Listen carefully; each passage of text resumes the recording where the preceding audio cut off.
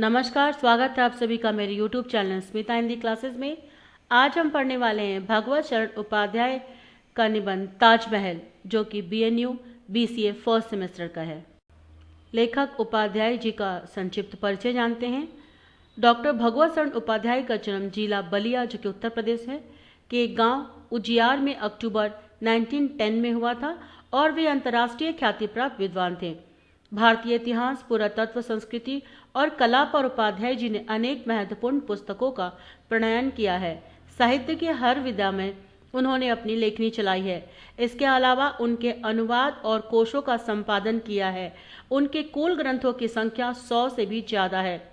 उपाध्याय जी ने छात्र जीवन में असहयोग आंदोलन से जुड़कर 2 बार जेल यात्रा भी की। बाद में काशी हिंदू विश्वविद्यालय में अध्ययन किया। अपने शैक्षणिक काल में वे पुरातन विभाग प्रयाग तथा लखनऊ के अध्यक्ष, बिड़ला कॉलेज पिलानी के प्राध्यापक, institute of Asian studies Hyderabad के निर्देशक, विक्रम विश्वविद्यालय उज्जैन के प्राचीन भारतीय इतिहास, संस्कृति एवं पुरातत्व विभाग के अध्यक्ष रहे। संयुक्त राज्य अमेरिका और यूरोप के अनेक विश्वविद्यालयों के विजिटिंग प्रोफेसर होने के साथ साथ देश विदेश के कई समझौते भी उनकी अध्यक्षता में की गई। नागरिक प्रचारणी सभा से प्रकाशित हिंदी विश्वकोश को उन्होंने संपादन किया। 1982 तक वे मॉरिशस में भारत के उच्चायुक्त पद पर रहे।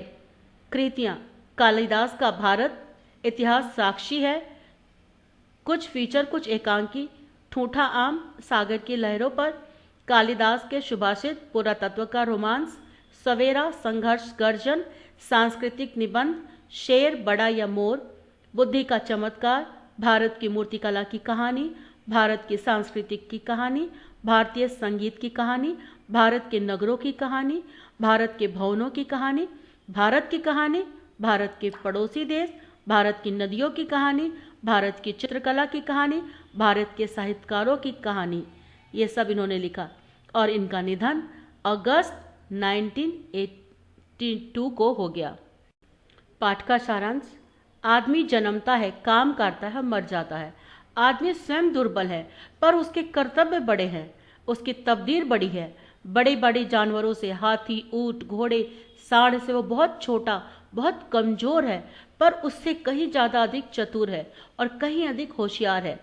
इसी वजह से वह अपने इतने बड़े जानवरों को भी नाथ कर अपना काम लेता है, और जिन शेर, चीते आदि जानवरों से वो काम नहीं ले पाता, उन्हें तो वो पकड़कर बस में कर लेता है और अपने बनाए चिड़ियाघर में लाकर बंद कर देता है। आदमी का चमत्कार है यह। आदमी जन्मते समय लाचार है, विवश है, जो खड़ा तक नहीं हो सकता, दूसरों के हाथे पलता है। मरने पर भी वह दुनिया से गायब भी हो जाता है। जन्म और मरण के मध्य ही वह काम करता है, और वही काम उसके बाद बना रहता है। उसकी बुद्धि का काम, तदबीर से किया गया काम, खुद तो वह दुर्बल है, पर उसका काम बड़ा है और वही रह जाता है।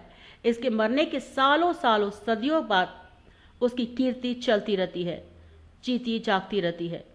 अतः आदमी भले ही कमजोर है, पर कीर्ति बड़ी है। उसका काम बड़ा टिकाऊ है। जो वह करता, गढ़ता, बनाता है, वह जल्दी नहीं मिटता।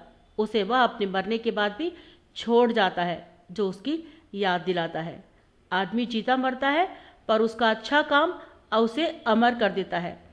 उसे इतनी ऊंची, इतनी बड़ी, इतनी सुंदर इमारतें बनाई है कि आज भी जमीन पर खड़ी है, और यह देश में भी और बाहर दूसरे देश में भी।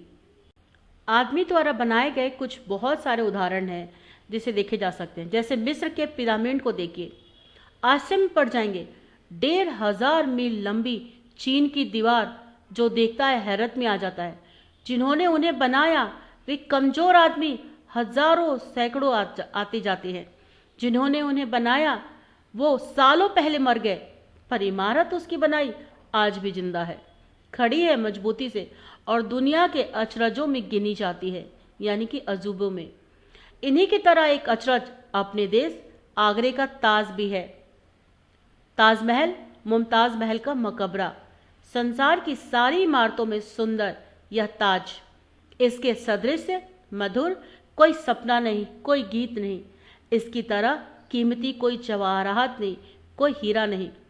ताज पिरामिडों की तरह ऊंची नहीं, चीन की दीवार की जैसे लंबी नहीं, पर उनसे कहीं महान की तरह ऊंचा नहीं, चीनी दीवार की तरह लंबा नहीं, पर सबसे महान है।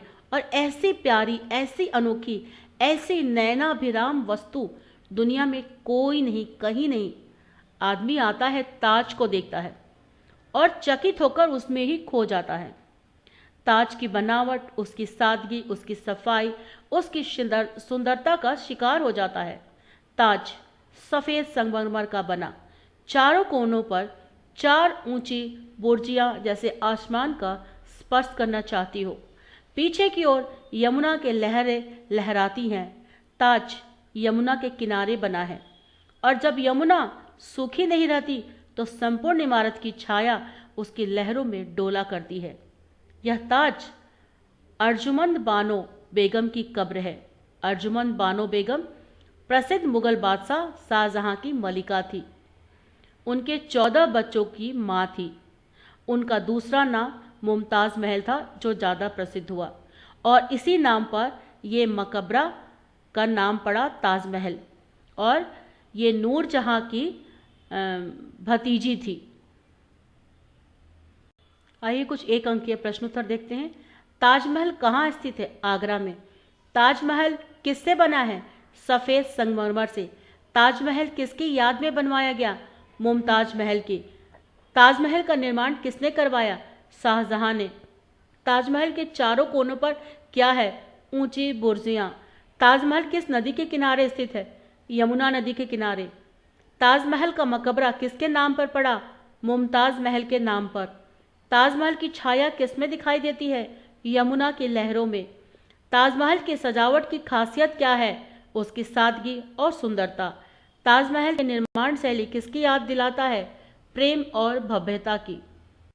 ताजमहल पाठ के लेखक कौन है? भगवत शरण उपाध्याय। मुमताज महल का असली नाम क्या था? अर्जुमंद बानो बेगम। मुमताज महल किसकी भतीजी थी? नूरजहां। ताजमहल के अंदर कब्र के चारों ओर कितने कमरे हैं? 8। ताजमहल कितने दिन में पूरा हुआ था? 30 साल। ताजमहल के लिए सफ़ेद संगमरमर कहाँ से आया था? जयपुर से। मुमताज महल की मृत्यु कब मानी जाती है? 1040 हिजरी में। आदमी जन्मते क्या होता है? लाचार। आदमी का कैसा काम अमर रहता है? अच्छा। ताजमहल बनवाने के लिए शाहजहां को किसका नमूना जच गया था? उस्ताद ईशा का सिराजी नमूना। संदर्भ स्पष्टीकरण करें। क्वेश्चन, दोनों ओर मस्जिद खड़ी है, लाल पत्थर की मस्जिदें। ताज की इमारत एक जनानी नजाकत लिए हुए है। किसी ने उन्हें संगमरमर रूप में सपना कहा, किसी ने फरिश्ते का जाहिर अफसाना। संदर्भ, पाठ पुस्तक का नाम, पाठ का नाम और लेखक का नाम लिखेंगे। प्रसंग, लेखक ने पाठकों से कहा है।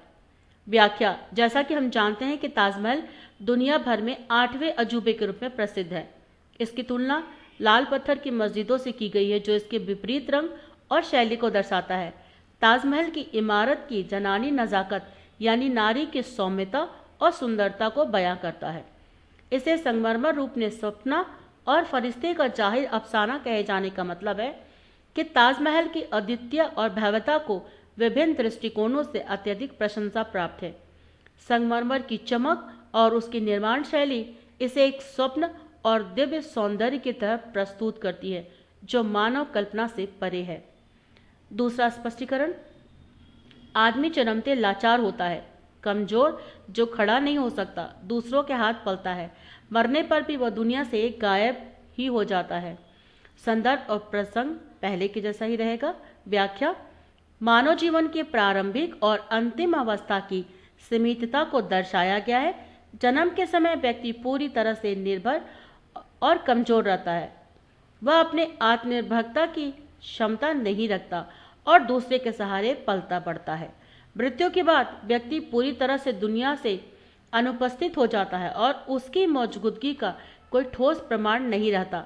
यह विचार व्यक्त करता है कि जीवन के प्रारंभिक और अंतिम अवस्थाएं दोनों ही असहायता और अदृश्यता की स्थिति होती है, लेकिन इसी जन्म और मृत्यु के बीच इंसान काम करता है, और वो जो काम करता है उसके जाने के बाद उसी काम से उसे प्रसिद्धि मिलती है। सालों तक उसे याद रखा जाता है, यानी कि उसे अमर कर जाता है, जैसा कि ताजमहल बनाने वाले शाहजहां अमर हो गए। टिप्पणी लेखन। ताजमहल। ताजमहल, जिसे अक्सर विश्व के आश्चर्यों में गिना जाता है, ये एक अद्वितीय और अनुपम वास्तुकला की मिसाल है। यह खूबसूरत मकबरा आगरा के यमुना नदी के किनारे स्थित है और सफ़ेद संगमरमर से बना है। इसकी चारों ओर बनी ऊंची बुर्जियां और यमुना की लहरों में परछाई का यह दृश्य इसे और भी आकर्षक बना देता है। ताजमहल की सुंदरता और उसकी सादगी ने इसे अन्य सभी इमारतों से अलग और विशेष बना दिया है। यह केवल एक भव्य संरचना नहीं, बल्कि एक प्रेम कथा का प्रतीक भी है। इसे मुगल सम्राट शाहजहां ने अपनी पत्नी मुमताज महल की याद में बनवाया था। मुमताज महल का नाम इस मकबरे को ताजमहल नाम से प्रसिद्ध कर गया। इसकी अद्वितीयता केवल इसकी ऊंचाई या लंबाई नहीं है, बल्कि उसकी निर्मित कला, यानी कि बनाने का जो आर्ट है, उसकी सजावट और उसकी संपूर्ण छवि में है। यह मकबरा, जिसमें सादगी और सुंदरता का अनूठा मिलन है, दुनिया भर से आने वाले पर्यटकों को मंत्रमुग्ध कर देता है। ताजमहल के निर्मित कला और उसकी भव्यता हमें दिखाई देती है। वास्तविक सुंदरता और प्यार की अभिव्यक्ति में कोई भी चीज सीमित नहीं होती। ताजमहल मंदिर, मस्जिद और कोई महल नहीं है, ये एक मकबरा है जिसकी याद में बनवाया जाता है। तो शाहजहां ने इसे मुमताज महल की याद में बनवाया था। तो बच्चों, ये पाठ इसी तरह ताजमहल का यहाँ पर ख़त्म होता है। उम्मीद करती हूँ कि ये वीडियो आपको पसंद आया होगा, और अगर वीडियो आपको पसंद आए तो वीडियो को सब्सक्राइब, लाइक, कमेंट, शेयर करना ना भूलें। बेल आइकन दबा लें ताकि मेरे नए वीडियो की जानकारी आपको सबसे पहले मिले, और इसी तरह के वीडियो पे फिर नेक्स्ट वीडियो में हम मिलेंगे। वीडियो देखने के लिए आपका बहुत बहुत धन्यवाद।